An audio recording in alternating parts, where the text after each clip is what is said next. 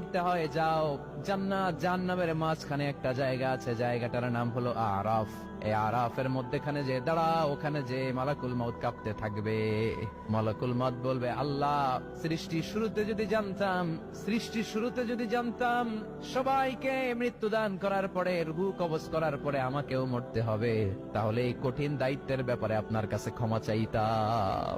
আজকে আমারও যে ভাগ্য বরণ করে নিতে হবে সৃষ্টির শুরুতে, আমি এটা কল্পনাই করতে পারি নাই। আল্লাহ বলবেন, নো টক, মুত ইয়া মালাকুল মউত, মরে যা, মরে যাও।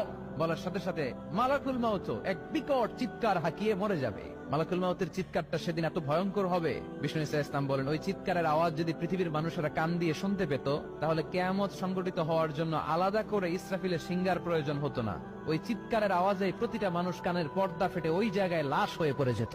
এবার ডানে বায়ে সামনে পেছনে উপরে নিচে কেউ নাই, একজন ছাড়া। জোরে বলতে হবে, তিনি কে?